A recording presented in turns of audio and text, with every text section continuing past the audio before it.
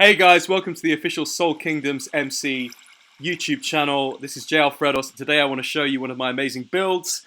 It is a jungle NPC village. So we're starting off here at the spawn. Here you see some villagers who live at the spawn. And one of our fantastic users there, Monsieur Swayze. He's got his own videos, so make sure you check those out. But today, let's have a look at this NPC jungle village. So as you can see, we built this in a kind of jungle island. So this is kind of an island full of jungle trees and all the other stuff you find in jungle, but it's actually separated from the mainland. You've got lots of little pools like this.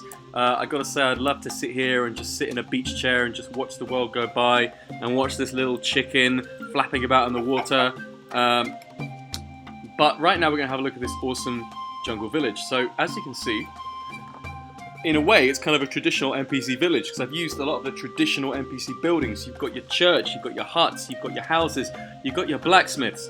But the concept is, these guys didn't feel like they were going to be safe on the floor in a jungle. They could get eaten by a zombie, they could get beaten up by a gorilla, they could get swallowed by a snake. The villager is something that is very easy prey for almost any kind of animal you can imagine. So they decided to build it up in the treetops where they'll be safe. As you can see, they've built the place out of jungle wood planks. They've used dark oak fences because, let's be honest, the kind of mocha colour of dark oak goes very well with the kind of cappuccino colour of the jungle wood planks, at least on this texture pack.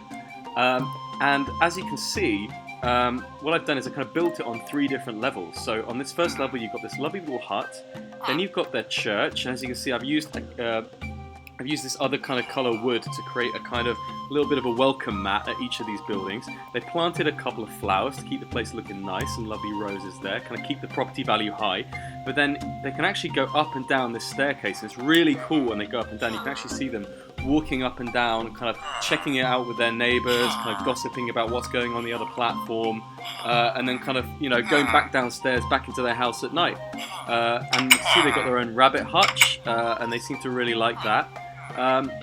One of the really difficult things about creating your own NPC village is very often they'll choose one part of the build as their village and then they won't move around, they'll just stay in that one part. So, you know, usually you'd see this whole area would be completely deserted and all the village would be hanging out here, or they'd all be hanging out down here. But what's really cool about doing this on these different platforms and these different levels, and by spacing it out with these kind of plank walkways, it actually means that they treat the whole place as like 3 different villages.